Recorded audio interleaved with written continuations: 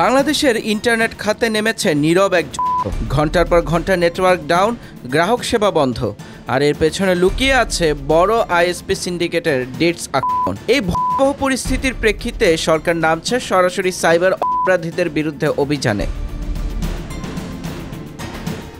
ডাক, টেলিযোগাযোগ, তথ্য ও প্রযুক্তি মন্ত্রণালয়ের প্রধান উপদেষ্টার বিশেষ সহকারী ফয়েজ আহমেদ তৈয়ব শুক্রবার নিজের ভেরিফাইড ফেসবুক আইডিতে দেওয়া এক স্ট্যাটাসে জানান, কিছু বড় আইএসপি বা গোষ্ঠী ছোট অপারেটরদের নেটওয়ার্কে নিয়মিতভাবে ডেটস আক্রমণ চালাচ্ছে।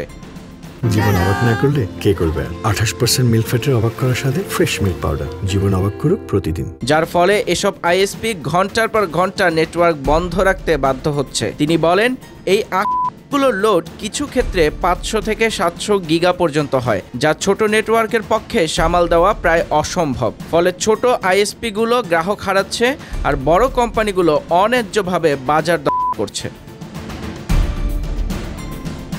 এই পরিস্থিতিতে মন্ত্রণালয় ও বিটিআরসি আইন শৃঙ্খলা বাহিনীর সহায়তায় সাইবার অপরাধী চক্রের বিরুদ্ধে অভিযান শুরু করেছে। খুব দ্রুতই এ খাতে দৃশ্যমান পরিবর্তন দেখা যাবে বলে জানিয়েছেন ফয়েজ আহমেদ তৈয়ব। ছোট ও আঞ্চলিক আইএসপিদের জন্য এসেছে সুসংবাদ।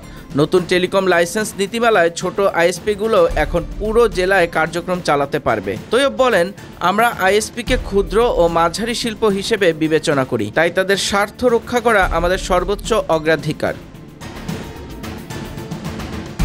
তবে প্রস্তাবিত এফটিএসপি মূল্যনীতি বিষয়ে এখনই আনুষ্ঠানিক মন্তব্য করবেন না বলে জানিয়েছেন তিনি। নির্দেশিকা পাওয়ার পর স্টেক হোল্ডারদের সঙ্গে আলোচনা করে অবস্থান চূড়ান্ত করার কথা জানান তিনি। ইন্টারনেটের দাম যেন মূল্যস্ফীতির হারের চেয়ে বেশি না হয়, সেই দিকেও তারা নজর রাখছেন। ফয়েজ আহমেদ তৈয়ব বলেন, বাংলাদেশে ইন্টারনেট কোনো বিলাসিতা নয়, এটি নাগরিক অধিকার। ক্ষুদ্র উদ্যোক্তারা টিকে থাকলেই দেশের ডিজিটাল অর্থনীতি টেকসইভাবে বৃদ্ধি পাবে।